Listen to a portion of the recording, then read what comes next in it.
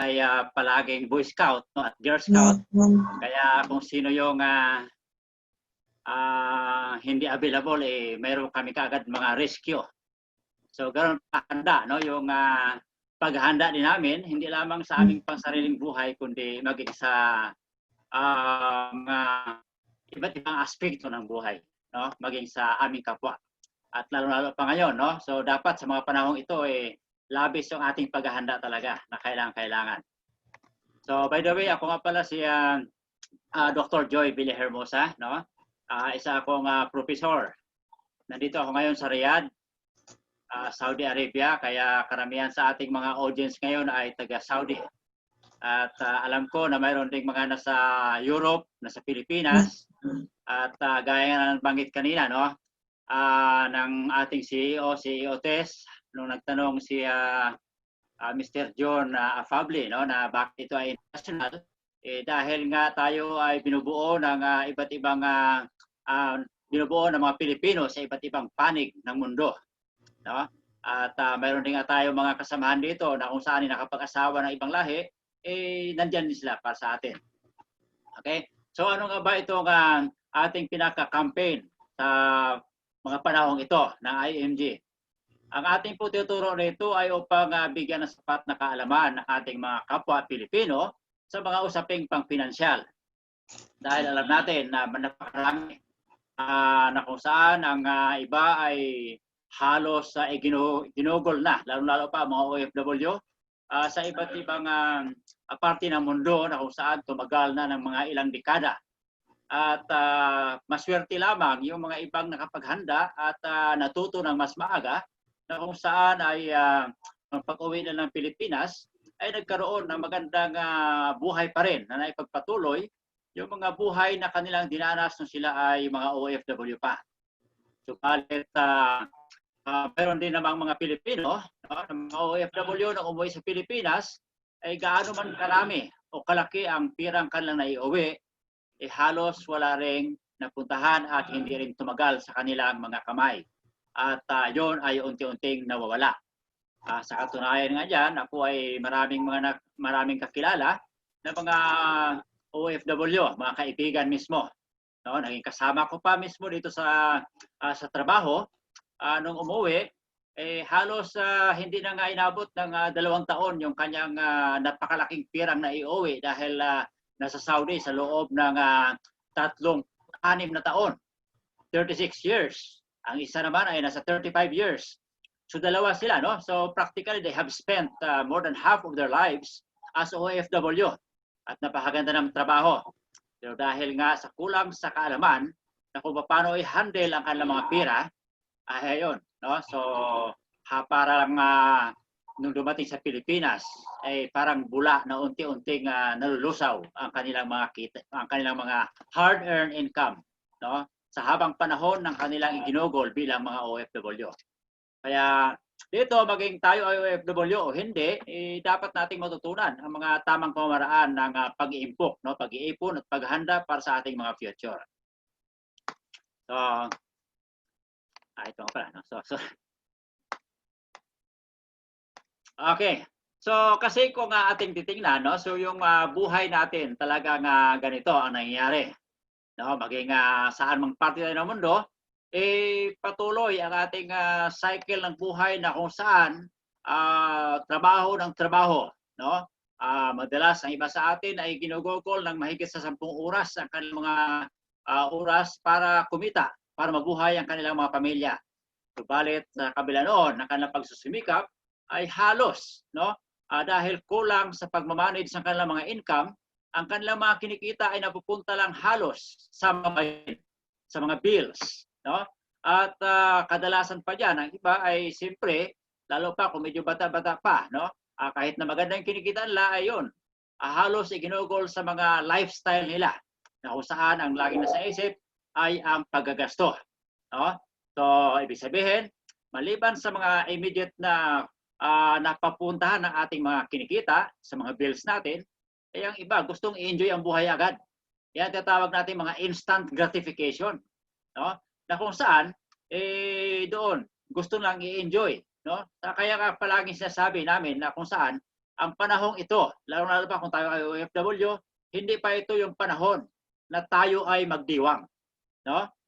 Ito ay panahon na kung saan tayo ay dapat matuto, pag-aralan ang ating mga kinikita upang pagdating ng panahon na tayo ay talagang nandyan na, no? Mayroon tayong mga abundance, no? Na-achieve natin ang abundance in life. That's the time that we have to enjoy. No? Hindi yung sa ngayon pa lang, halos sapat pa lang ang ating kinikita, nagdiriwang na tayo kaagad. It's not yet the time for gratification. It's not yet the time for celebration. No? It is the time for us to save, to invest, so that when time comes, ay doon na tayo mag-rejoice.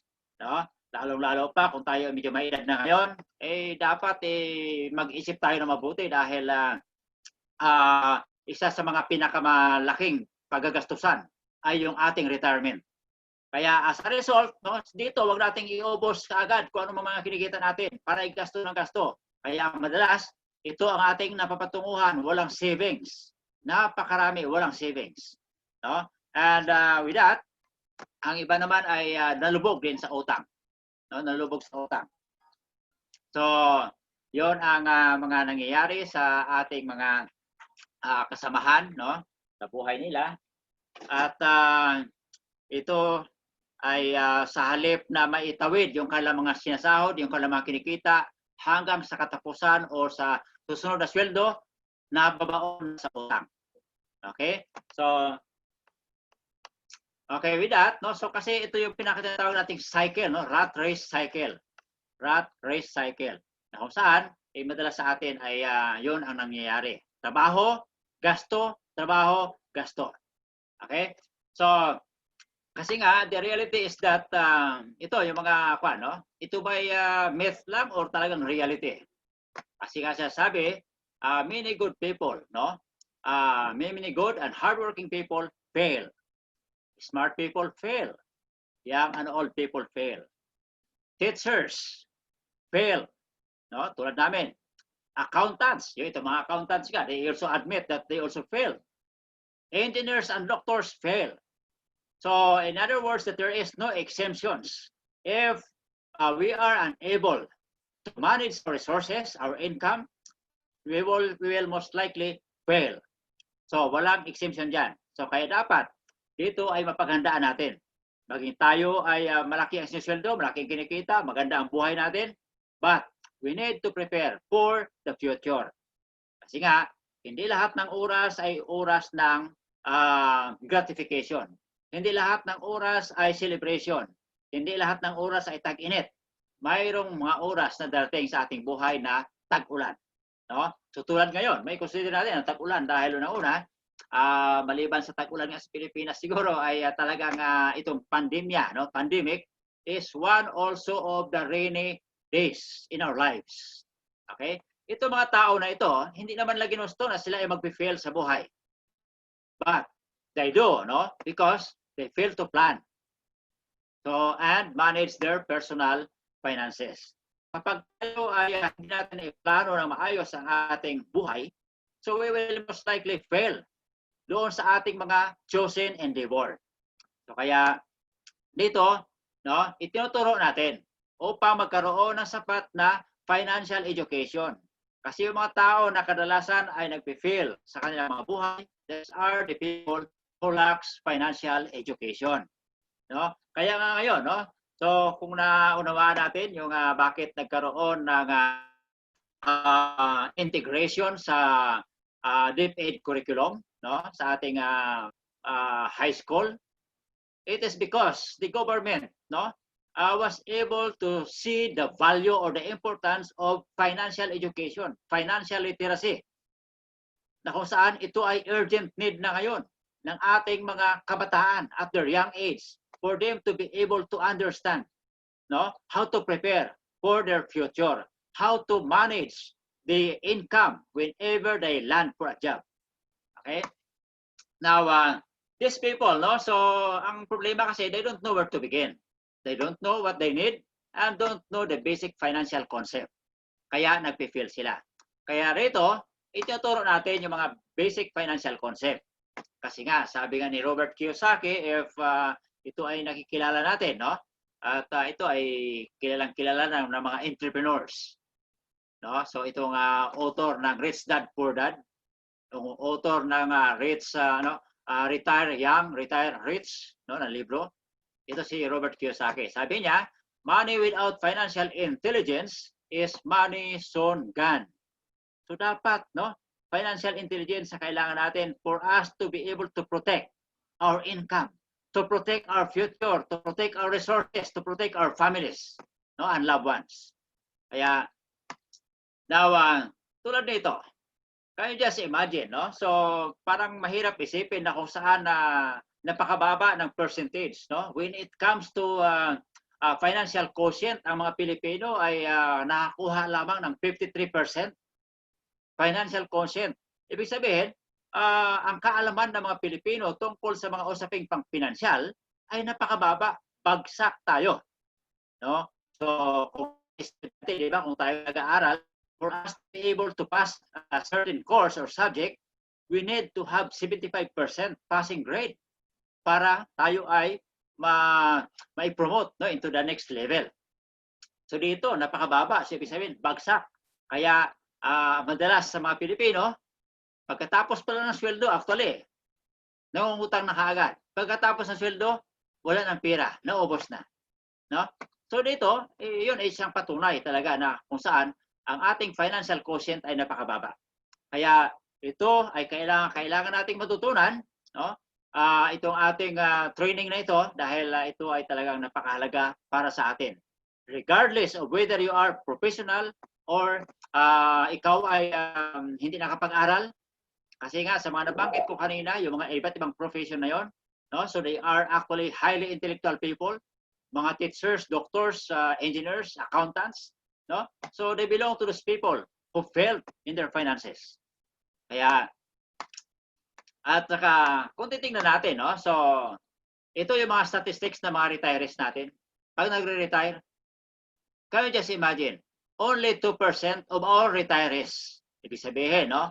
It's either from 60 years old and above, only 2% ay nagkakaroon ng magandang buhay, nakapaghanda, they are financially independent. Pero how about yung 98%, saan napunta?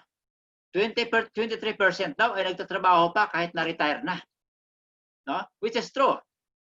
And then, mayroong 30% na depending on charity.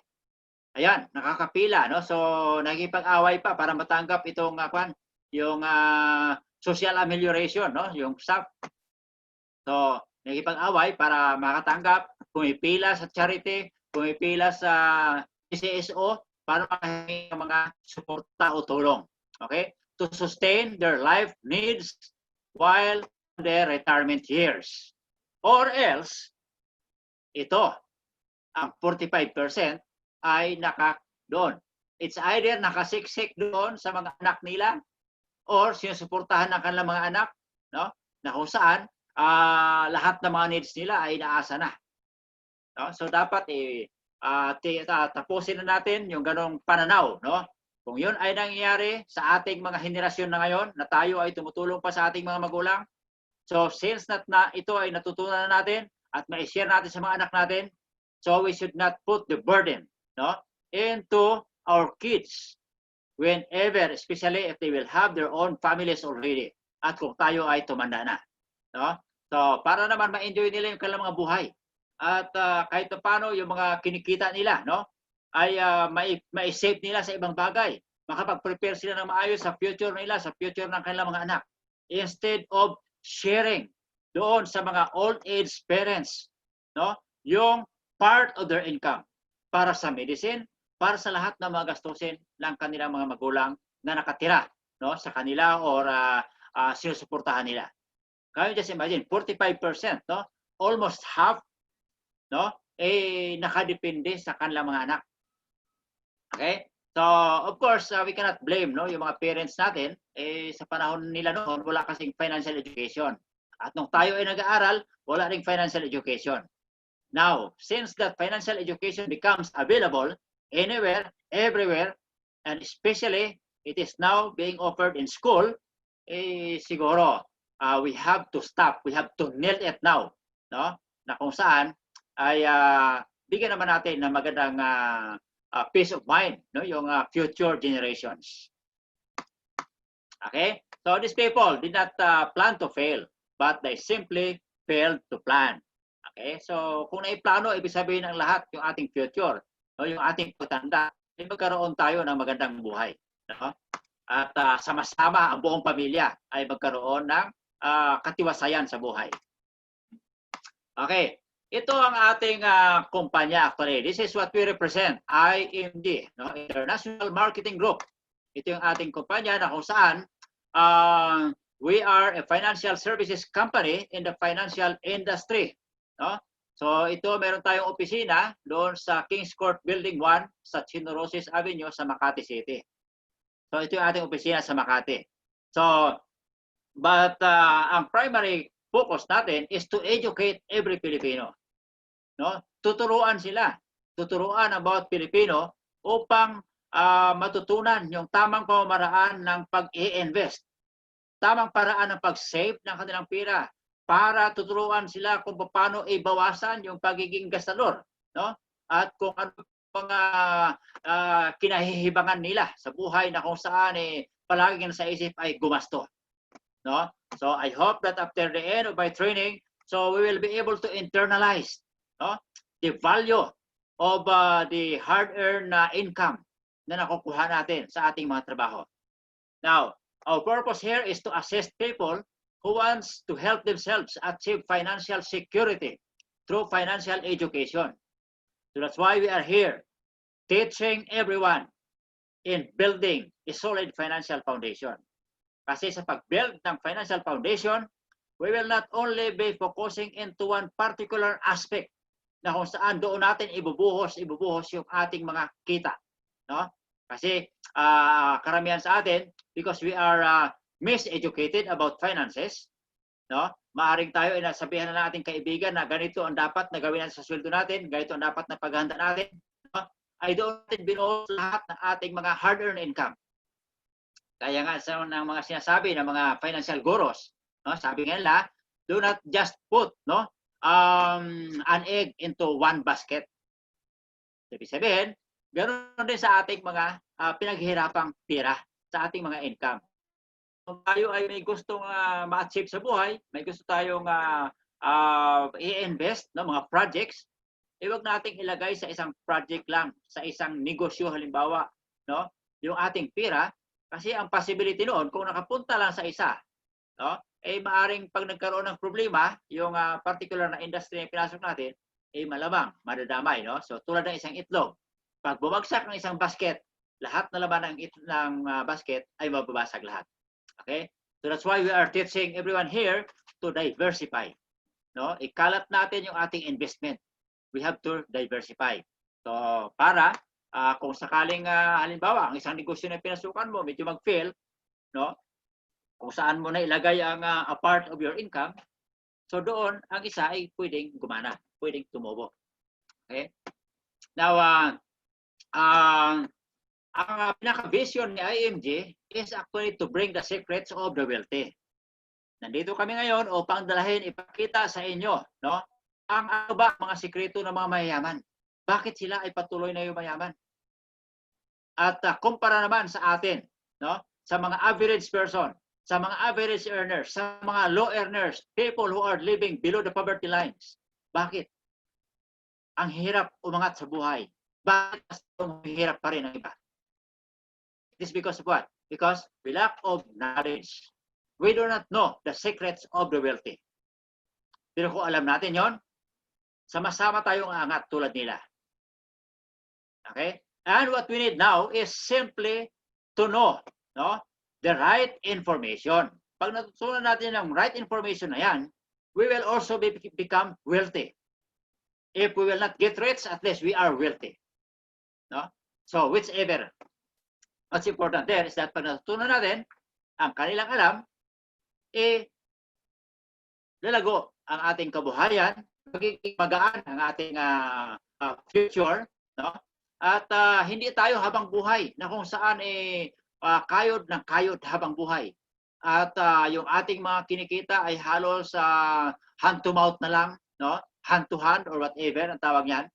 At halos wala tayong maisisave, lalong-lalo pa sa panahon ngayon, no? Yung value ng ating pira sa ngayon ay bumababa, no? Compared sa value ng pira dati. At ang mission natin, no, ni IMG is to help every family achieve financial freedom. And with that, we are also, no, we want to involve our family members so that there will be no family is left behind. Dapat matuto, hindi lang dapat ang tatay o ang nanay ang matuto ng financial education, but we have also to involve our kids, no, our children, because if everyone in the family, no, understand financial education, you will all together uplift your life. No? So, yan ang kailangan natin na dapat matutunan ng bawat membro ng pamilya. Okay, so at ito yung krusada namin, no? We call it a financial wake-up call para sa lahat. It is a call because many of us are still sleeping, no? So many of us find it hard, no, for them to be awakened about how or what will they do in order to manage their hard-earned income. Kasi ang iba dyan, kahit nasabihan mo, ay nako, wag kang magpanay gasto. Ay wala, hindi baliwala yun, no? Anong pakialam mo? Pira ko itong ginagasto ko. Di ba? Yun ang nasa isip, eh. Anong pakialam mo? Ano ba kita? Para sabihan mo ako na limitahan kong paggagasto. Ay gusto kong enjoy ang buhay ko ngayon. Gusto kong enjoy dahil ako kumikita ngayon. Bakit may enjoy ko pa ba ito kung hindi na ako kumikita? So yun ang mga rason nila. Okay? Because what? There is something that is blocking on their eyes. Now, if you allow something that will block on your eyes, on your way, no, most likely you cannot see what is behind, what is beyond that wall that will eventually lead you towards a greater future.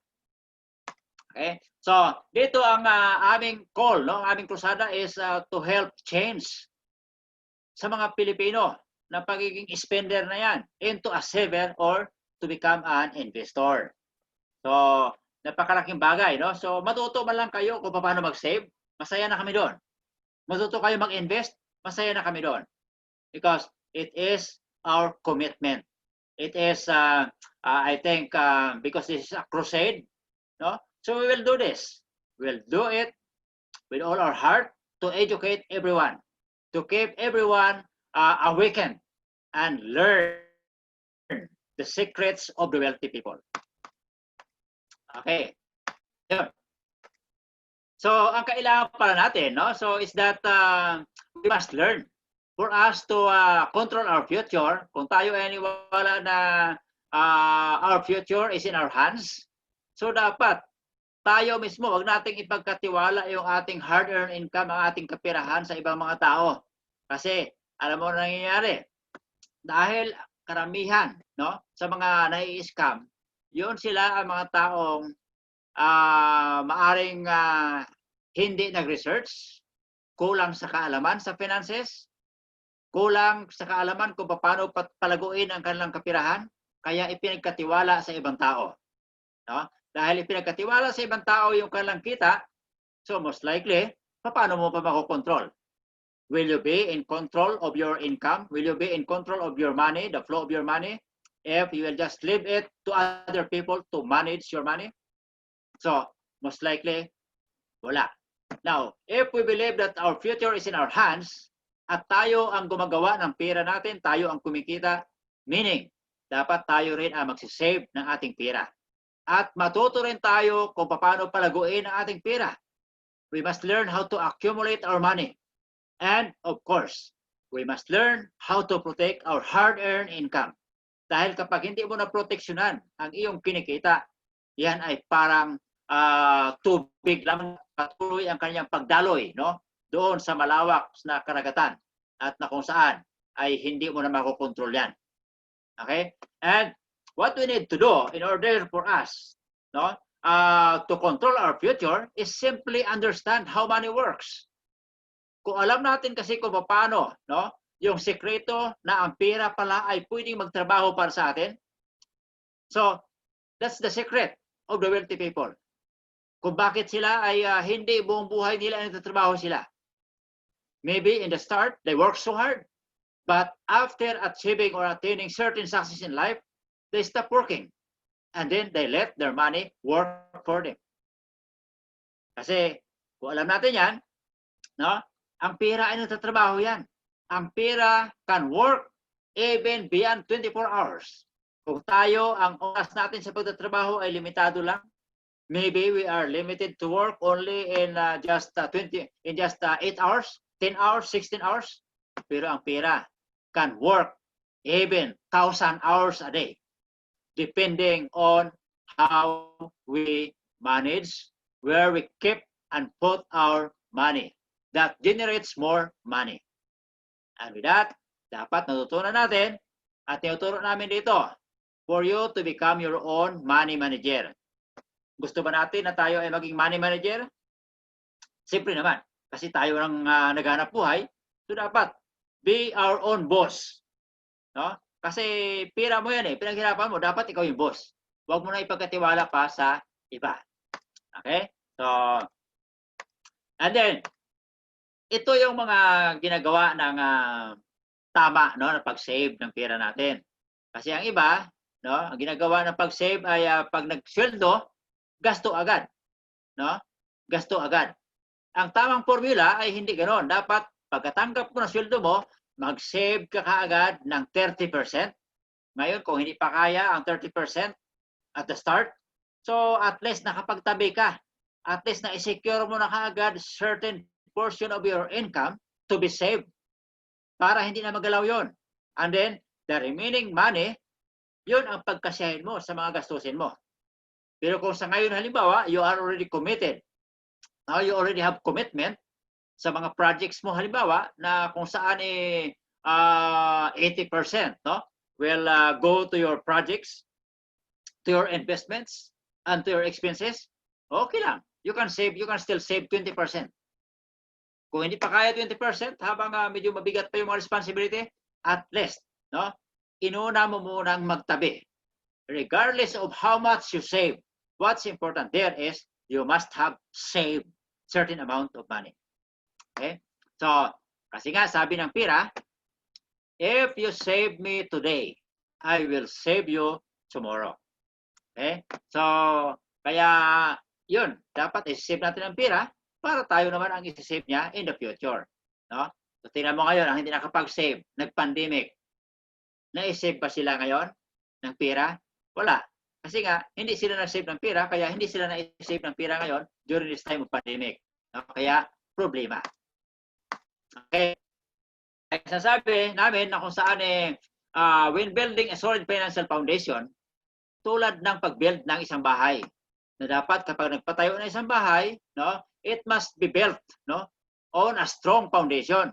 With a strong foundation that is resistant to a typhoon, resistant to an earthquake, and any other calamitous events. No? Dapat makakapag-sustain yan siya. Kung ano bang klaseng bagyo o ano bang mga sakuna, dapat resistant siya. Ganon din ang ating mga pang-pinansyal na aspeto ng ating buhay. Na dapat, no, hindi gigiwang-giwang yung ating pinansyal. Ang ating pinansyal dapat ito ay maging resistant. No? Resistant siya in case na tayo ay mawala ng income. Dapat may panlaban tayo in terms of illness and disability. Kung may mamamatay, lalo pa yung mga tinatawag naming money machine of the family. No? Tayong mga naghanap buhay, tayong mga breadwinner of the family, yan ang tinatawag naming money machine of the family. No? Ngayon, kapag ikaw ay money machine, dapat protektado ka. No? So, at napaghandaan mo mismo ang mga problemang darating. At in case of bankruptcy of the company, ikaw ba makakasustain? No? Nakapaghandaan mo ba itong mga problema na ito kung sakali?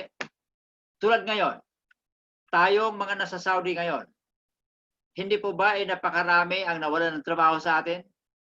Marami ang mga kumpanya nga ating pinapasukan na nabankrupt. marami na kung saan ay pinapasahod na lang ng 40% or less than 50% ang iba sa atin. Dahil kung bibigyan pa ng buong sweldo, ay hindi na makakasustain ang kumpanya at maaring tuluyang mag-collapse ang kumpanya. So kaya dito, dapat napaghandaan natin. No? So paano ba ito ginagawa? Okay. Ganito raw yung pag-build ng ating solid financial foundation. No? So, unang-una, no? Karamihan sa atin, alam ko, at hindi natin ito maitatanggi, na karamihan sa atin, ang unang na-build itong mga investment. Di ba? Bumili, nagpatayo ng magandang bahay, nagbili ng mga lupa, bumili ng mga properties, ng mga sasakyan, no, lahat ng mga inaakala nating investment, no, ay inuna, no? Bumili ng mga condominium at lahat-lahat na kung saan dito natin binuhos agad yung ating kinikita. Maganda naman 'yon. Wala nang problema 'yon, no? Maganda 'yon. Kung 'yon ay ginawa ninyo, hindi kayo nag-iisa dahil yan din ang ginawa namin. Nung hindi ko pa alam itong tinuturo ni IMG, dito kami nakafocus sa pag-build, no, ng investment namin, no? So, of course, inuna yung bahay, and then bumili ng mga properties, no, mga lupa, and kung ano pa ng mga investments.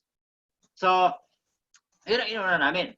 So, pero sa akin, siguro, no regret naman, no, kahit pa paano. At siyempre, hard-earned income natin yun, pinasikapan natin. Pero, ang nakikita pala namin dito is that kung dito tayo nakafocus sa mga investments kaagad, kapag mayroon palang mga dumating na mga emergencies, may mga dumating na mga problema sa pamilya, isang malaking problema nga pala yun. No? Kasi, yun ay naranasan namin mismo. Pero hindi ko naisip na mali, no? Pero nung naranasan namin, nagkaroon kami ng problema, nagkasakit ang mga magulang, may namatay, no? Ay dahil wala kaming emergency fund. Ang mga investment ang naisip namin, no? Na para how can we convert these investments into money? Na para may panggasto sa hospital, may panggasto, pampalibig, no, kung ano-ano pa.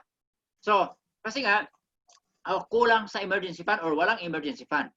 Or malamang kung ikaw man halimbawa sa pamilya ay may naitabi at yung ibang membro ng pamilya ay wala rin, maaaring asa pa rin sa'yo. So, kaya ang nangyari nito, nung kami nagkaroon ng mga ganong problema, naisip namin na ibenta, no, yung mga lupa, ibenta yung, or isanla ang mga titulo, na para ito ay magiging pira. Pero hindi pala ganoon kadali ang magbenta ng lupa. Hindi ganoon kadali ang magbenta ng condominium halimbawa na invest mo, no? Kasi sino ba ang bibili agad ng at the time of your need, no? Siguro sa 1,000 persons na ialokan mo, maswerte kung may makikita kang isa siguro na interesadong bumili, no? At kung bumili man, maaring babaratin ka ng husto. Or it's either sa lupa ba, pwede mong halimbawa kung ikaw may 5 hektaryang lupa, maibibenta mo ba kaagad yun? No? So, mahirap. Hindi mo na po pwedeng pupunitan lang yung titulo mo at ibibenta yung kabahagi ng titulo mo. Diba? Or, yung condominium halimbawa, maibibenta mo ba ang condominium mo? Na yung CR lang muna ibibenta mo? Dahil ang value ng pera na kailanganin mo ay yun lang. No? Dahil pampagamot para matugunan yung problema sa pamilya? Definitely not, no? Kaya, yon ang nangyayari. Kapag wala tayong emergency fund, malamang, mauubos din ang ating investments, no? Kung hindi man ito ma-dispose, panibagong problema dahil mangungutang ka rin Mangungutang ka dahil wala kang emergency fund, ang dapat nga itong mga utang, mawala ito sa ating no? Sa ating bokabularyo. Kasi hanggat may utang tayo, limitado, no? At ito, ang mga utang ay ibabaon tayo niyan, no? Kasi tulad ng sounds, no, ng death, utang, death, ay parang patay din yan. Kung yung patay ay binabaon, tayo kapag may utang, ibabaon ito sa utang kapag hindi natin ito nababayaran, no? Ayon sa panahon na dapat ito ay bayaran agad. No? Kasi doon sa kanyang tinatawag na compounded interest, no? Tumutubo yung utang na yan. At siyempre, kailangan natin ng income protection. alam din niyo na isa pala sa pinakamahalaga na dapat nating paghandaan ay ang insurance, life insurance. Kasi itong life insurance pala, ito ang tinatawag nating income protection. Kasi kung halimbawa ay mamatay ang tinatawag nitong breadwinner of the family, no? Yung naghahanap buhay, mayroong instant money. Ang membro ng pamilya, ang maiiwang membro ng pamilya, mayroon silang matatanggap, di ba? So, di ba, yun ang inaasahan natin kahit tayo kumuha ng insurance, ay para insured tayo. Para may matatanggap ang pamilya kung mamatay. Di ba? At kasi yun lang sa isip natin. No? Pag namatay lang, kaya ang iba sasabi, hindi pa naman ako mamatay, bata pa ako. No? Kaya hindi ko makailangan yan. But no one knows. Di ba? And of course, yung isa sa pinaka-importante rin dapat na meron tayo, na kung saan ay dapat natin paghandaan, yung healthcare. No? Yung short-term at saka long-term healthcare. Sa ngayon, okay lang. Tayo mga OFW, no? Maganda at tayo OFW pa. Dahil sagot ng ating mga kumpanya, yung ating mga insurance. No? Pupunta tayo ng doktor, ng hospital, libre. How about yung mga hindi na nagtatrabaho? Palagay mo ba itong health card mo, yung bupa na yan, yung taon niyan, no? At MedGolf or kung ano-ano pa mga insurance dito sa Saudi Arabia ay magagamit mo kung ikaw ay mawalan ng trabaho, kung ikaw ay mag-retire na, hindi mo madadala yon. Madadala mo yung card, souvenir na lang. No?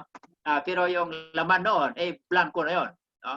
So, ibig sabihin, dapat ito ay paghandaan natin, lalo-lalo pa yung ating pagtanda. No?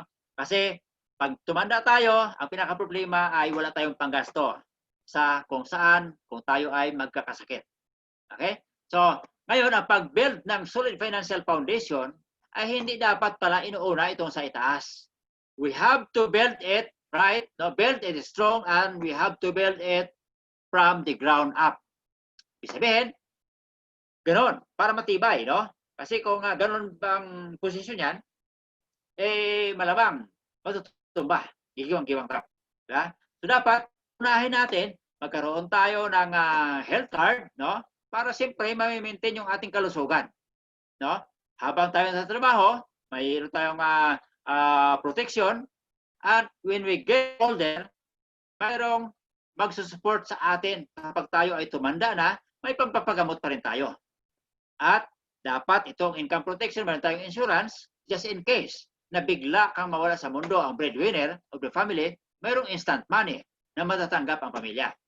At ang utang, tanggalin natin, dapat magkaroon ng emergency fund. Pagkatapos, dito tayo bubuhos sa mga investments later on. If we already have enough and we have set up a strong foundation. Okay? So, now, I don't know if you are familiar with the X-Corp, no? So, ito, maging sa akin nga, no? Sa dinami-dami ng mga inaral ko, hindi ko ito nasa lubong nung ako'y nag-aaral pa, no? Ito ang tinatawag na X-Corp na ito. Naunawaan ko yung takbo ng buhay na may responsibilidad, so hindi ko lubos na unawaan pa. Pero ito ngayon, simple lang pala, no? Dahil kapag tayo ay bata pa, expected yan, no? Kung tayo ay bagong nagpundar ng pamilya natin, expected na malaki ang ating responsibilidad. Dahil, siyempre, at the time, maaring wala tayong savings or ang ating income ay umiikot lang sa mga pang-araw na gasto at maaring mababa pa rin ang ating sweldo dahil tayo nagsisimula pa lang sa buhay. Kaya ang responsibilidad mataas, no? Mataas. At yan ay pababa lamang ang ating responsibilidad kung tayo ay natuto na paangatin or pataasin ang ating money line, no? Kasi itong responsibility line dapat pababa habang tayo ay tumatanda. Ang ating money line naman dapat ito ay tumaas habang tayo ay tumatanda rin. Diba? So hindi dapat na ang responsibility na yan, maintain yan, no? All throughout your life's journey hanggang tumanda ka. At itong savings mo, from 0 to 0 ulit. No? Dapat ito ay maitaas. Pero ang tanong, paano mo gagawin yun? Simple lang. No? So, mayroon tayong mga ginagawang pa dyan, no? Pamamaraan na kung saan para maangat ito, ating money lines, dapat wag tayong umasa sa isang sweldo lang. Tulad natin, no? If we will only rely in our income, in our salary as OFW, or tayo ay empleyado, most likely it will be hard for us to raise this money line. Kasi maaring ang sweldo natin ay sapat lang sa pagkain. Sapat lang na pambayad ng bahay, no? Kung apartment, kung ikaw ay wala pang bahay, pangbayad ng apartment. Pambili ng mga gamit sa pag-aaral ng mga bata, sa mga health, no? Kasi ang health na ito isa sa mga concern na kung saan malaki ang expenses diyan. Kung halimbawa bagong pamilya ka, maliit pa yung mga bata, magasto yan. Kapag tumanda naman ikaw, magasto rin, no? So, with that, dapat matutunan natin. Kasi ang tanong dito, ang life, mayroong F sa gitna, no? Mayroong F. Ang tanong diyan, sabi, what if you die too soon? And what if you live too long? Problema ba yon? Kung ikaw ay maaga mamatay? Problema rin ba kung ikaw ay mahaba ang buhay? Parehong problema yun actually. But if you have prepared for your future, no? If you have prepared for tomorrow, that will not be a problem. No? So, ano dapat na gawin? So dapat ngayon pa lang, no, ay mapaghandaan natin, no, na ma-increase natin itong ating money line at mapababa yung ating responsibility line. Kasi just in case, no? Just in case na tayo ay mamatay agad. Ito dapat ay meron tayong kahandaan na kung saan dapat meron tayong healthcare, di ba? Nabanggit ko kayo na yung healthcare short term at saka long term. At saka yung insurance. No, yung insurance na yan, in case na mamatay, mayroong income replacement. Ang healthcare naman, kung ikaw ay humaba ang buhay mo, mayroong magbibigay sa iyo ng suporta sa iyong mga pangangailangan sa iyong kalusugan. Kaya actually, ang pinakadahilan kung bakit hindi humahaba ng buhay ang mga Pilipino dahil kumpara sa ibang bansa, dahil nga kulang sa paghahanda, no? Ang pinaghahandaan natin, alam niyo kung bakit? O ang inuuna natin? Hindi tayo naghahanda para sa ating kalusugan. Ang pinaghahandaan natin ay ang kamatayan agad. Ano ang ginagawa natin? Una nating binibili ang St. Peter. Yeah? Una nating binibili yung memorial lot. Di ba? Ano ba sa isip natin? Kapag tayo ba ay nagkasakit, tatawagin agad tayo ni St. Peter? O tatawagin mo si St. Peter at ipaghanda na kaagad ang libingan? No? Hindi yon, di ba? So dapat, ano sa isip natin, kapag tayo ay magkasakit, mayroon tayong protection. Mayroon tayong pampagamot. So that we will be able to live longer. So kaya dapat dito, i-increase natin yung ating cash flow, no, dadagan natin yung ating income para mayroon tayong may ialat doon sa mga other needs natin, no? Okay, so we have to protect our money, we have to protect our family, protect ourselves. Okay. So kasi ang sweldo sa ngayon, tinatawag nating active income lang yan. But if we learn to increase our money line, so bababa ang responsibility at time will come, magkakaroon ka na ng passive income. No? Magkaroon ka ng passive income. So ito, I just let me share to you what we did in the past, no? Kasi kaming mga asawa ay pareho kaming mga guro, no? Pareho kaming mga teacher sa college dati, no, sa Pilipinas. At siyempre hindi sapat ang mga sweldo ng mga teachers. So with that, what we did for us to be able to sustain the other needs and raise our money line, so habang kami nagtuturo, nangrarakit kami. Di ba? So, anong ginagawa namin?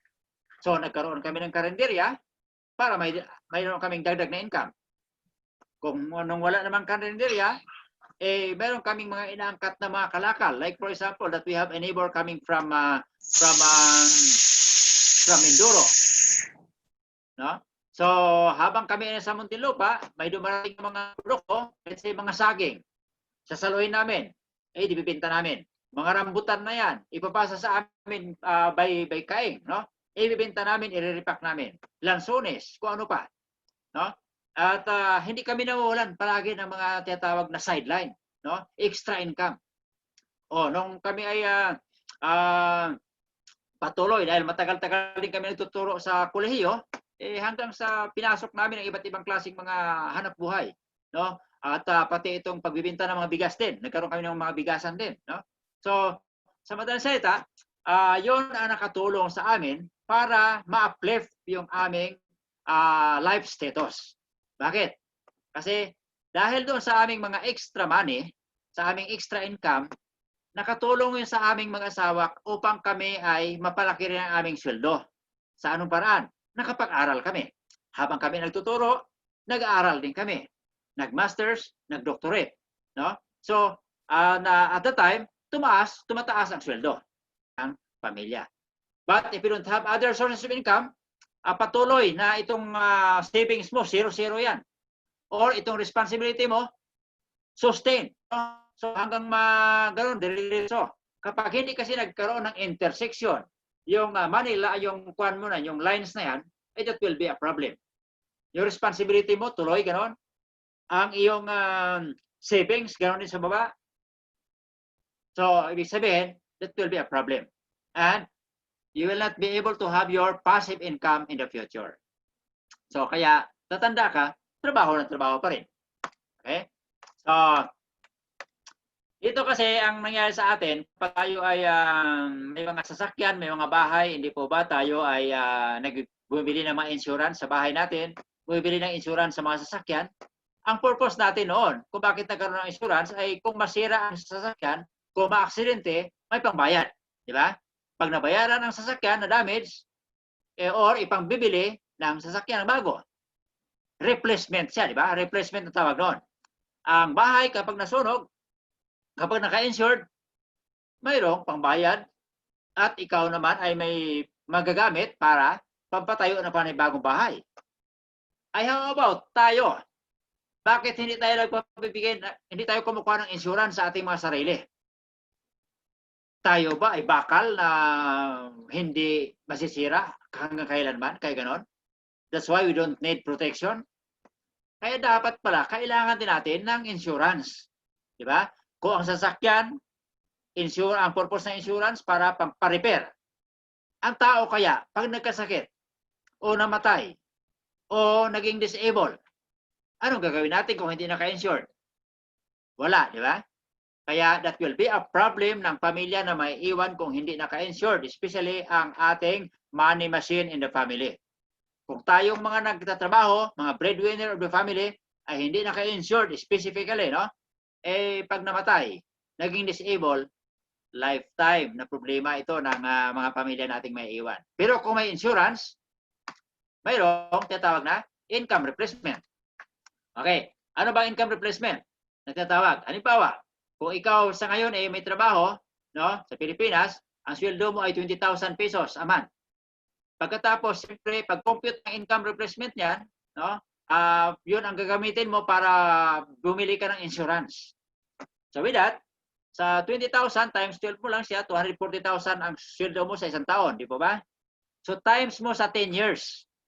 So that's why we need 2.4 million dapat na value ng insurance na bibilhin mo para sa sarili mo. Para just in case na ikaw ay mamatay, ikaw ay maging disabled, ang pamilya mo ay makakatanggap ng 2.4 million. At anong gagawin ng pamilya mo? Para habang buhay may habang sa panahon na wala silang trabaho, walang hanap buhay, ay merong income na pumapasok. Ang gagawin ng pamilya mo, ito ay ipapasok nila sa mutual fund, sa isang investment vehicle na pwedeng kumita ng 10%. No? So sa 10% na yan, ibig sabihin, pwedeng kumita ng 2,400 ang 2.4 mo sa isang taon. Na kung saan, sa kada buwan, may matatanggap ang pamilya mo ng 20,000. O hindi po ba, kung makikita ninyo, ang sweldo mo nung ikaw ay nagtatrabaho ay 20,000. Nung ikaw ay namatay o naging disabled, nakakuha ang pamilya mo nito, na i-invest mo, tumatanggap pa rin siya ng 20,000 a month. Ang pagkakaiba, namatay ka nga lang. Nawala ka sa paningin nila. Hindi ka nila kasama. Pero, tuloy pa rin ang kanilang buhay dahil sa iniwan mo. No? Dahil ikaw ay naka-insured, nakakatanggap hanggang sa sunod na 10 taon. Dahil 10 years ang ating computation.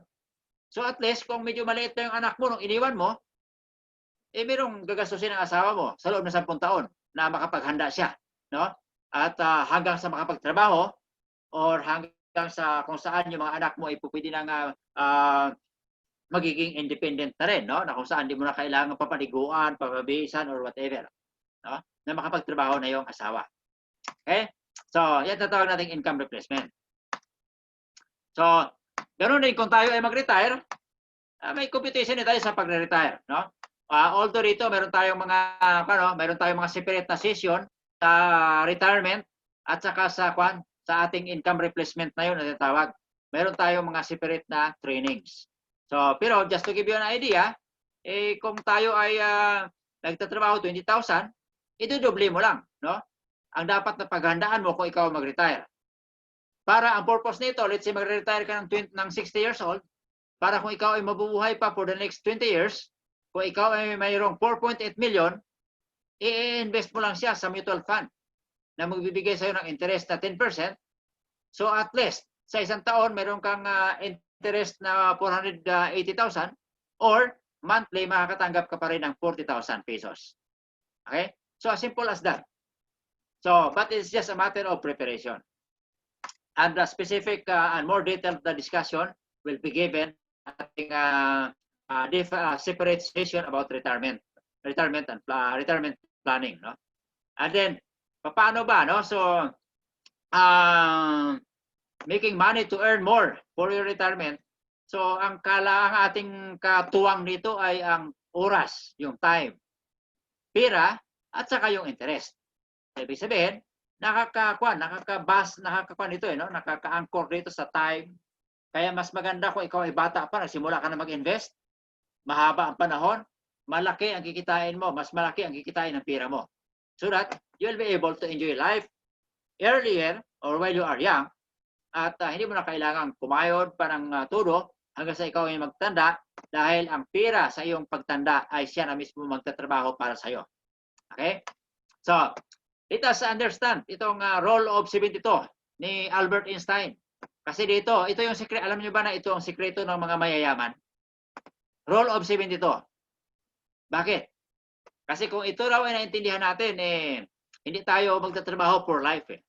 Pero kung hindi mo naintindihan itong rule of 72, most likely, magiging tayo ay alila ng mga mayayaman habang buhay, no? Na kung saan tayo ay trabaho ng trabaho. At nagtitiis tayo doon sa pirang na natanggap natin, no, kung isi-save ba natin, sa bangko, no? So dito, sasabi ni Albert Einstein, no, itong rule of 72 is one of the wonders of the world, no? Sinasabi. Ang rule dito is that 72 divided by the interest rate equals the number of years for your money to double. So pwede pala magduduble ang pira mo, no? Kung isundin natin itong formula na ito. Pero paano? Okay. Let me give you the simple illustration. So, halimbawa, kung ang pera mo ay pinasok mo sa bangko with a 1% interest rate, no? 1% interest. Sabi sabihin, 72 divided by 1, no? Equals to 72 years. Ibig sabihin, kung ilagay mo yung pera mo sa bangko, madudoble. Kung magkano yung pirang nilagay mo sa bangko, madudoble yan siya after 72 years. Using the compounding interest. No? Ibig sabihin, kung ikaw ay 20 years old, naglagay ka ng 10,000 sa bangko, good news. After 72 years, or ikaw ay 92 years old na, magiging 20,000 na yung pira mo. No? Kasi 1% lang eh. Yan ang binibigay ng bangko sa atin, 1% ang interest sa ating time deposit. Ay kung sa mga savings lang, wala pang 1%, di po ba? Maaring 0.50% lang. So, ibig sabihin ilang 144 years yun, no? Madudoble kung ang pira mo ay pinasok mo sa savings lang na 0.5% ang interest rate. 144 years. Pero dito, tinuturo natin na kung saan, using this roll of money, yung roll of compounded interest, pwede palang masushorter yung time na kung saan ang pera natin ay lumago ng mas mabilis. tulad sa ginagawa ng mga mayayaman. Kasi sila ang mga mayayaman, hindi naman talaga lahat na pera nila idinalagay sa bangko. No? Eh, nilalagay na sa bangko, eh, yun ay yung para pang instant nila na gagamitin. Pero yung mga gusto nilang kumita ang pera nila, nilalagay nila yan doon sa mutual fund. No? Paano? Halimbawa, no, kung ikaw ay by following this rule of 72, kung ilagay mo yung pera mo sa 4% interest, no? 4%. Ibig sabihin, 72 divided by 4, 18 years. Ang pera mo ay madudoble. 18 years, no? So kanina 72 years, di ba? Mas okay na rin to. Let's say 29 years old ka. So nag-save, nag-invest ka 100,000. So meaning plus 18 years at 47, maging 200,000 ang pera mo. Plus another 18 years, by 65 years old, maging 400,000 ang pera mo. Di ba? Yan ang pera ay nilagay mo lang doon, ininvest mo lang, hindi mo na ginagalaw. How about kung ang pera mo ay ilagay mo sa 12%? Sa 12% na interest rates. Ibig sabihin, 72 divided by 12 is 6. Meaning, every 6 years, ang pera mo ay madudoble. Diba? So, let's say, 29 years old ka. You have 100,000. So, using the compounding interest again, so meaning, 29 plus 6 years, 35 ka, ang pera mo naging 200,000. Plus 6 years, 41 ka na, naging 400,000. Naging 47 ka, 800,000. Doble ito eh. No? Double every 6 years. So 53 ka, naging 1.6. Naging 59 ka, naging 5.2 million. At 65 years old, naging 6.4 million ang pera mo. Ang tanong doon, no, ikaw ba ay 29 halimbawa na pinasok mo sa investment ang 100,000 mo, may ginawa ka? Wala. No, so ang fund managers ang nag-handle ng pera mo, and then you just let your money grow. And after 35 years, no, ang pera mo ay umabot na ng 6.4 million. Di ba? Ay kung sa 1% lang. Eh, ilang pa nyo? Ilang 72 years yon, no? Ilang 72 years kaya itong 6.4 million na ito. So, tara dito, 6 years lang, pwede madudoble ang pera mo. Actually, meron pang mga kwan na up to 18% pa. Depende kasi sa investment vehicle na pinasukan mo. Wag lang tayo, kaya ito hindi totoo yun, sasabi ng ating mga kakilala na kapag tayo ay niyaya, no, na mag-invest sa kanila, na ang pera mo raw ay madudoble sa loob lamang ng isang buwan, no? Ikaw ay kikita ng 30%, kikita ng 40%, ang pera mo, yan ay kalukuhan na yun. Okay? So dito, let me give you another illustration. Alam mo ba na pwede kang kumita ng 3.5 million if you save 33 pesos a day or 1,000 pesos a month, na kung ilalagay mo siya sa mutual fund, after 30 years, you will have 3.5 million. 33 pesos a day lang, 1,000 pesos a month. Ipinasok mo, no, sa mutual fund. After 30 years, you will have 3.5 million. Okay? Now, another illustration is that ito sa Pilipinas, no, kung ikaw ay sa Pilipinas ngayon, ang sweldo mo halimbawa ay 25,000, expected na tayo ay mayroong mga meron tayong tatawag na 13th month pay, no, na 25,000. Alam mo ba kung ito ay i-save mo, i-invest mo 25,000 mo only for 6 years. 6 na taon lang na ito ay itinabi mo, in-invest mo yung pera mo na 25,000. 6 na taon lang, 6 years. You know that after 40 years, your money will become 10 million. No? 6 years lang, tinabi mo, in-invest mo. After 40 years, maging 10 million yan. Ibig sabihin, kung 20 years old ka, nagsimula ka na magtrabaho, ang 13 month mo, sinave mo, in-invest mo ka agad. 6 years ka nag-invest. Tapos, tumigil ka na. 6 years lang eh. Pinabayaan mo ng pera mo. Hindi mo na dinadagan. After 40 years, 60 years old ka, mayroon ka ng 10 million. Sayang, hindi natin alam dati. No? So, kasi marami sa atin as early as 20s, malakas ng kumita. No? So, I believe na at the time, kaya ko na rin mag-invest na ganun dapat ng 25,000 na yan a year, no? Kaya lang, hindi natin alam. Kaya ang pera, ginagasto natin, no? Okay. So, ito makakatulong para sa atin na kung saan matulungan tayo na para kung paano makakasave. Alam ba ninyo na kung tayo ay araw-araw ay bumibili ng soft drinks, ang soft drinks would cost us 20 pesos palagay natin. Araw-araw na soft drinks ka. No? So, ibig sabihin, nasa 600 pesos a month ang ginagasto mo sa soft drinks na yan. No? Madalas nga ako, kapag nasa Pilipinas noon, sa mahabang panahon, hindi nawawala sa akin yung pang beer pagdating ng gabi, no? Bago matulog, no? It's either isa or dalawa, sa araw-araw yon. Kung may dumating pa na bisita, maaaring ito tigtatlo, no? So, 6 yon. So, ibig sabihin, malaki yung gasto natin. Pero dito, sa soft drinks na lang. So, ibig sabihin, sa 600 pesos mo ito kapag na-i-invest mo. Alam mo ba, sa loob ng 15 years lang, na ilinagay mo sa mutual fund na mayroong interest na 12%, after 15 years, ang pera mo ay maging 300,000. No? After 35 years, ang iyong 600 pesos na yan ay maging 3.5 million. No? 12%. And so on and so forth. O, kung ikaw ay nagkakape rin, no? Panay ka sa Starbucks. Magkano ang kape sa Starbucks na yan? Talagay natin, 130 pesos. Every day. At saka sa 20 days lang, ay nasa 2.6 yun ang iyong magagastos sa kape pa lang sa Starbucks. No? Kaya dapat mag-3-in-1 ka na lang. Alam mo ba kung itong 2.6 na ito, mai-invest mo, sa 15 years, meron ka ng 1.3 million. Sa 35 years, meron kang 15.1 million. Di ba? Ang laki. Kung tayo ay matuto lamang sa pag-save, no? At i-invest natin yung whatever amount is that we have saved. So, it will also save our future. So, 5.9 or 67.4 million. Di ba? So, do you want to have this 67.4 million? Then start saving now. Habang may time pa, lalo yung mga kabataan.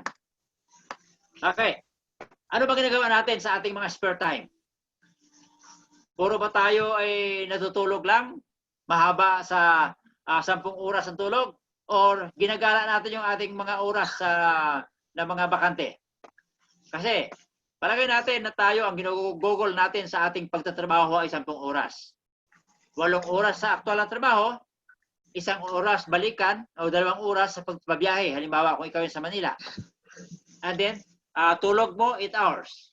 So, ibig sabihin, mayroon ka pang 6 hours na extra. Anong ginagawa mo? No?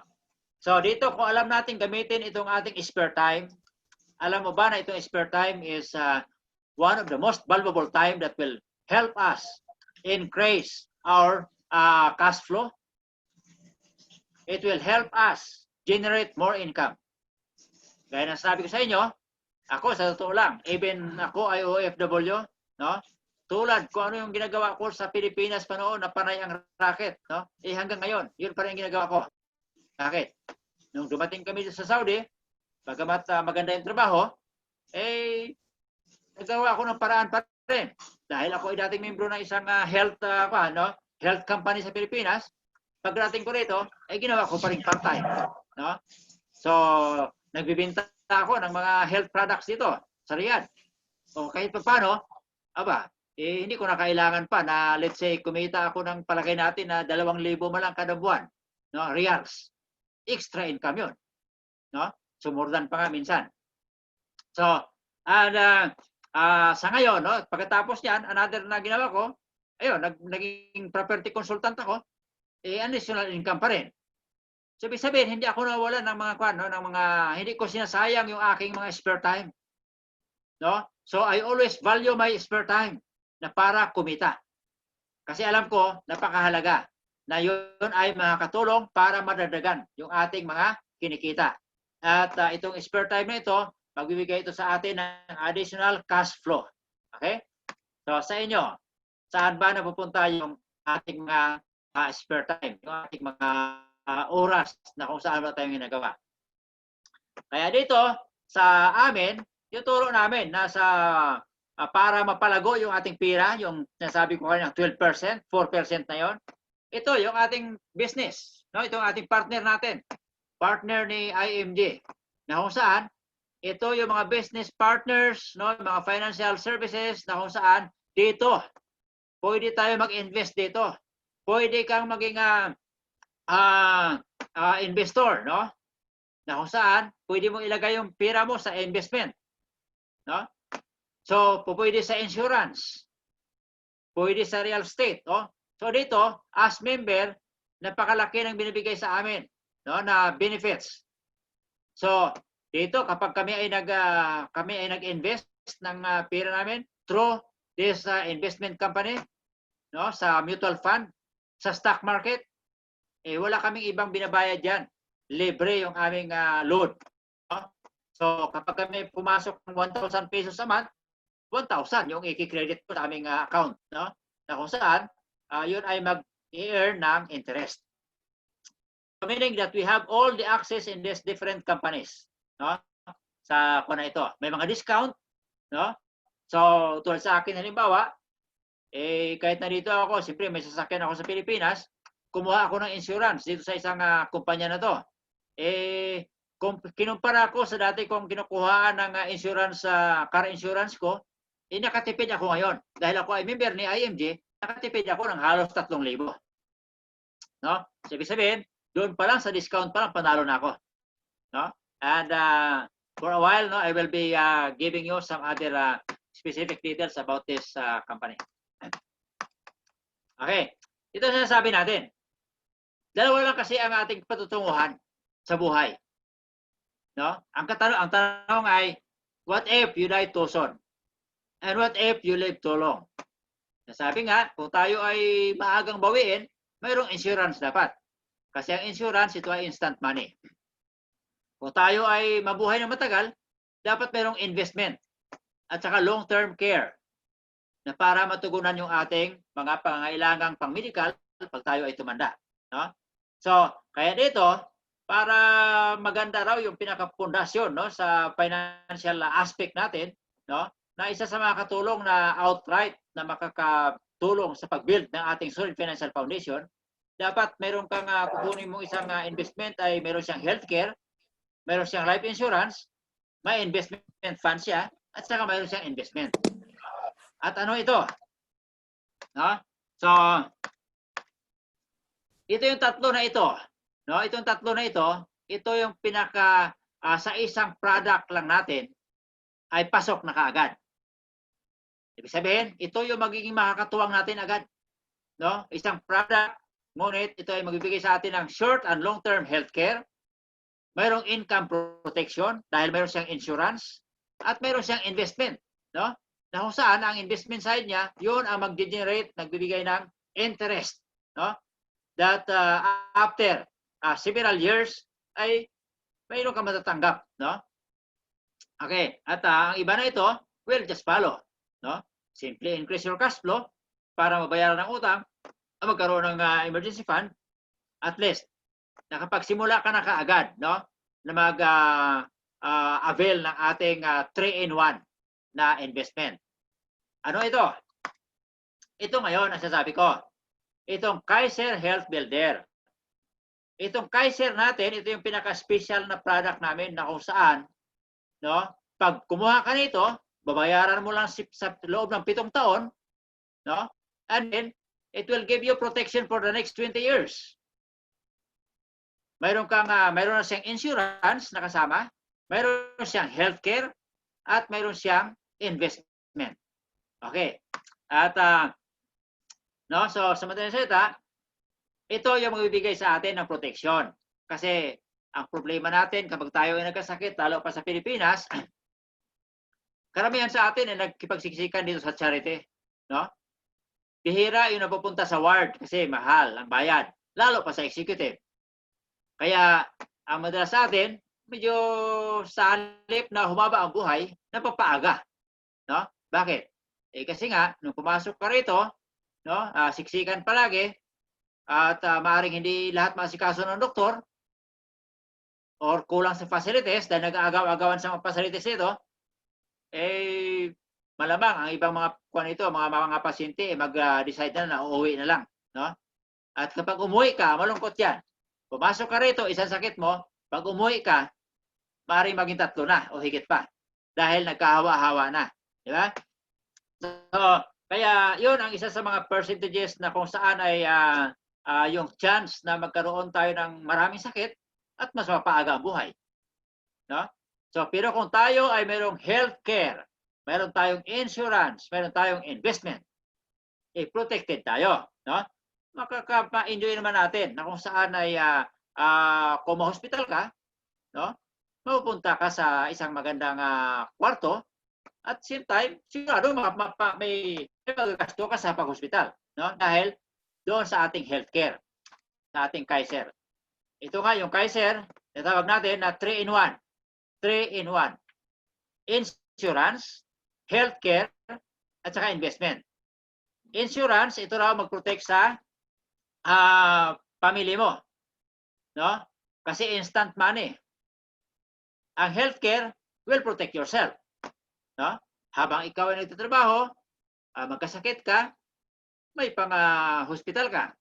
Kung ikaw ay tumanda, wala kang trabaho, dahil ikaw ay protected for the next 20 years, no? Or even more, mayroon kang pira, no? Mayroon kang healthcare. At itong mutual fund, ito ang magpapagrow sa iyong pira. Kaya may pira ka na, may healthcare ka, mayroon ka pang insurance. Okay? So sabi nga ni Jack Ma, madalas sa atin, no, yung mga tao ay ayaw mag-invest sa insurance. Pero hindi na naisip, no, na kung saan kapag tayo raw ay walang insurance, posible maubos yung ating mga naipundar natin, no?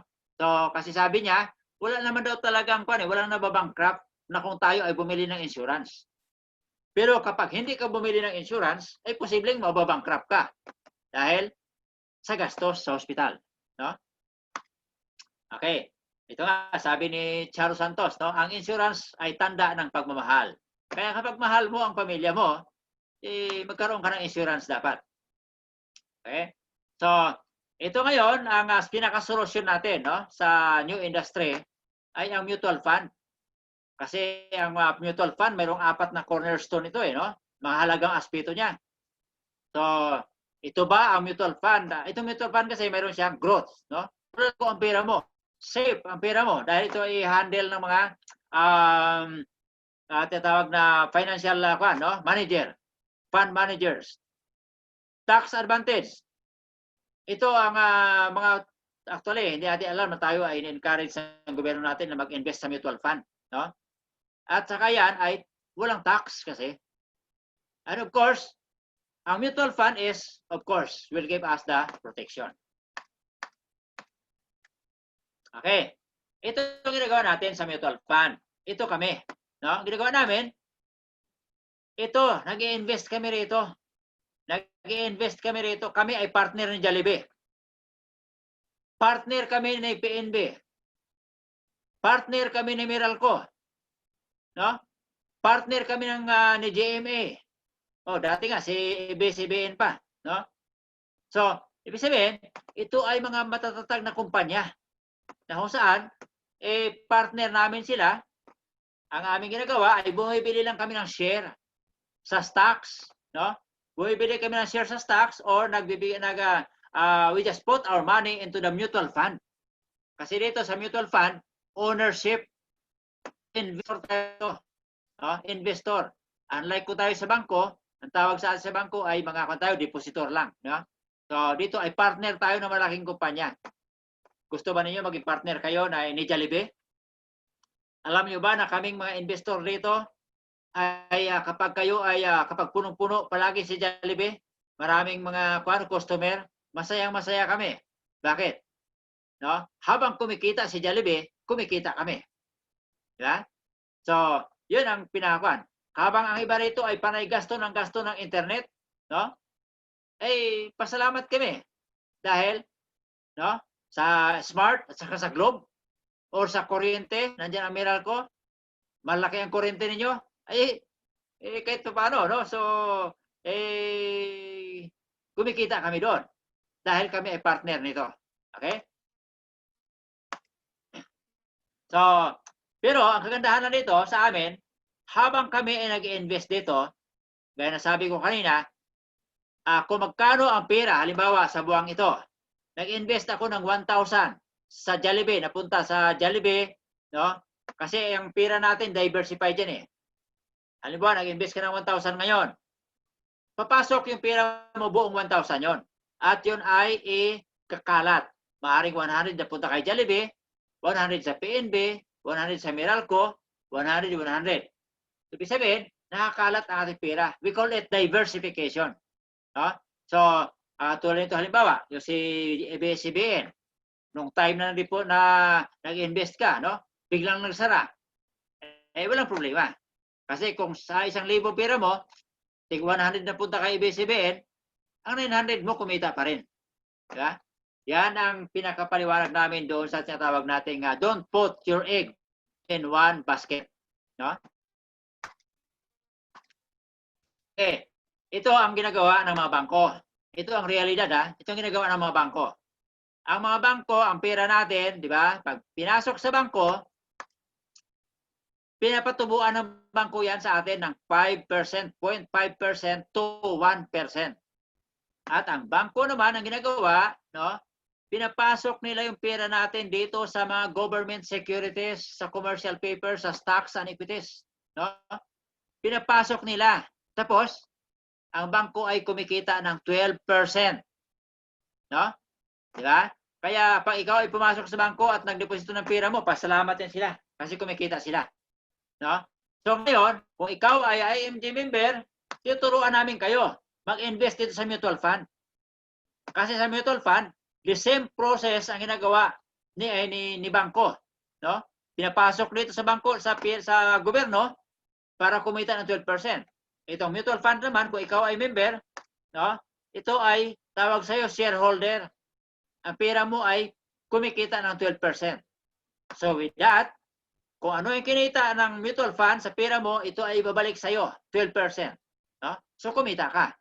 Tingnan niyo ang pagkaiba. 12% kung ikaw ay nagdirekta or 0.5% kung idinaan mo yung pera mo sa bangko. Di ba? So kaya mga bangko tuwa yan kapag kapag nagdeposito ka ng pera mo sa kanila. No? Kaya paglabas mo, pag winidraw mo pera mo after 1 year, mayroon ka pang regalo na payong. Okay.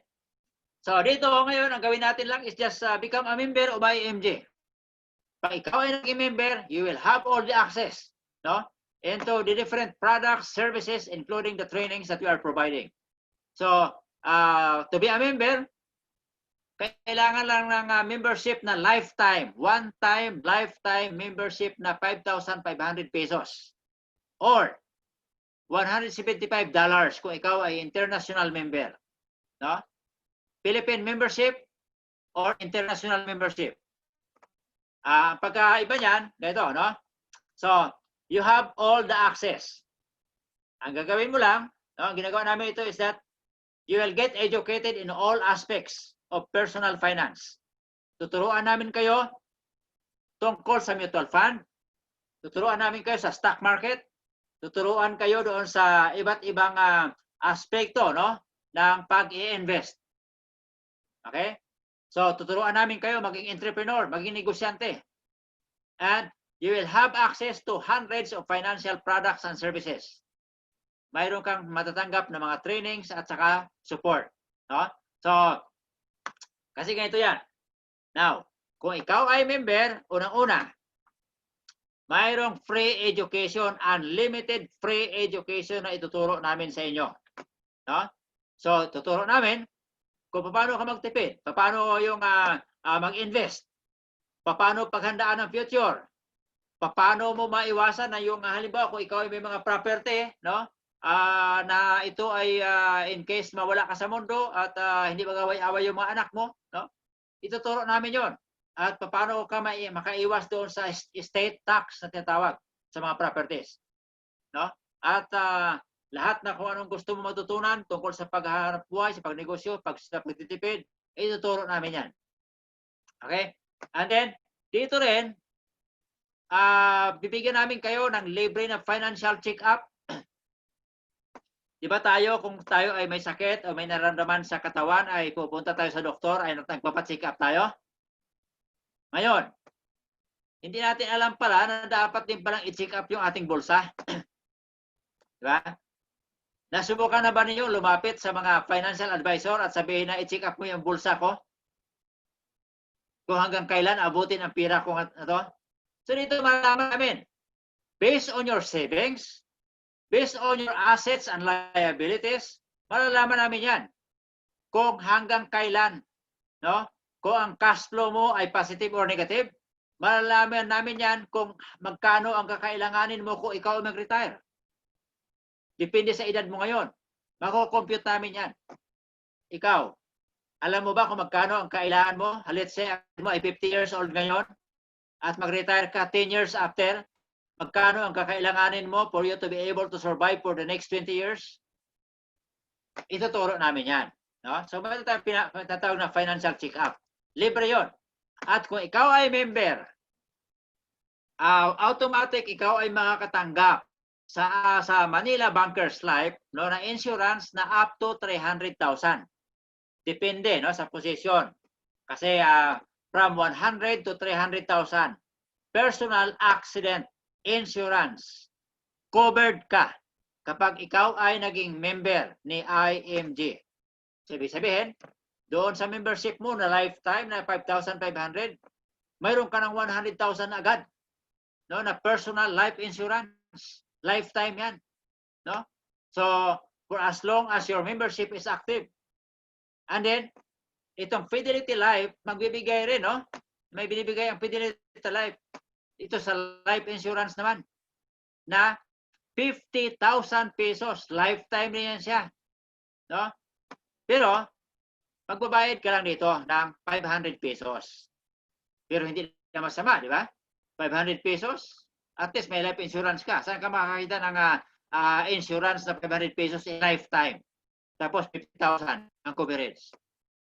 Ibig sabihin, sa 100,000, tapos may 500,000, may 50,000 ka pa. So panalo-panalo na, di ba? Sa membership mo pa lang. And then, mayroon ka pang libre rito na salamin, dalawang frame. Dalawang frame ng salamin ang ibibigay sa'yo, no? Kapag ikaw ay member ni IMG. Kukunin mo yun siya doon sa De Los Reyes Optical, no? So, pero yung lens, sa'yo na yun. Anyway, yung lens, pinakamura naman yun eh. Ang mahal naman yung frame. Libre, dalawa, taon-taon yun. No? So, lifetime din yan siya. And then you have free unlimited consultation. No? Kaya kung ikaw may naramdaman, pumunta ka na kagad sa Kaiser para malaman mo kung anong sakit mo, no? Anong karamdaman mo para mabigyan agad ng lunas. Okay? And then, ito actually yung partner natin sa mutual fund, no? So, automatic, kapag ikaw ay member ni IMG, mayroon ka kaagad account sa Soldibo Fund. Soldibo Fund. Mapupunta agad dito yung 1,000 pesos opening account mo. Ibig sabihin, may pira ka na kaagad na 1,000 pesos starting na pondo mo sa Soldibo Fund. No? Upon membership of NIMG. Pag na-register ka, naging member ka, automatic may 1,000 ka agad yan. Ang gagawin mo lang, dagdagan mo na lang kada buwan. No? Depende kung magkano ang kaya mong ipasok kada buwan. At kapag ikaw ay mag-invest sa Soldibo, walang charge. Zero load. Unlike kung ikaw ay pumunta, na ikaw ay hindi member ni IMG, pumunta ka dito sa Soldibo, pumunta ka sa Atram, sa Ramper, sa PAMI, Sun Life, i-charge ka ng 3.5% sa bawat pag-invest mo kada buwan. No? So dito, lifetime zero load. No?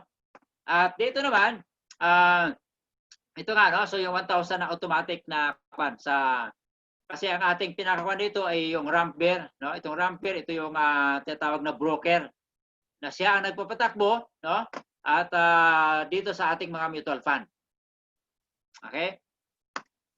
And then, itong Everest, ito isa rin sa mga partner natin. Nagbibigay ito ng concierge services. Ibig sabihin, kung may namatay sa pamilya, dahil ikaw ay member, tatawag ka lang no, sa Everest. At sila na yung mag-assist, sila na mag-arrange ng mga pagpapalibing. Ika nga, kung sa kasal o sa birthday, sila yung tatawag natin na coordinator, no? Burial coordinator or birthday coordinator, wedding coordinator. Ganoon. So, hindi ka na takbo rito, takbo doon para asikasuhin yung mga papel, mga dokumento sa City Hall o sa munisipyo na pagpapalibing, pupunta sa cemetery, saan pa, no? Dito, sila na mga asikaso noon. At of course, we will teach you, no? Be in the financial industry. Tuturuan namin kayo kung paano maging negosyante sa IMG. No? Ibig sabihin, pwede ka maging negosyante sa IMG by simply having that kind of investment sa membership mo pa lang na yun, na 5,500 pesos or $175, no? Ikaw ay maging negosyante na. At ang pagtitraining ay gagawin namin. Okay? So, at siyempre, alam natin, wala tayong papapuntahan. Time comes, tatanda ka. No? At kakailanganin natin na dapat ito ay paghandaan. Or else, tatanda kang wala. Tatanda ka na maaaring sabihin natin ng iba ay tumanda na mas mahirap pa sa daga. No? Dahil hindi nakapaghanda eh. At alam natin, tayo ay magre-retiro rin. No? Walang excuse yan. Dahil tayo tumatanda, tayo magre-retiro. Ang tanong, sa pag-retiro mo, handa ka na ba? Okay. So yun lang po. At maraming salamat. I hope na kahit paano ay mayroong kayong natutunan. Medyo binilisan ko lang ng konti, no? Dahil lang po, late na tayo simula kanina dahil sa internet problem natin. So go back to you, Tita Tess, at saka mga SMDs para kung may mga katanungan ang ating mga guest ngayon. So open na tayo sa mga tanong. Yay! Thank you po, Dr. Choi, and maraming salamat po sa inyong pagpapaunlak. Ayan. Tita SMD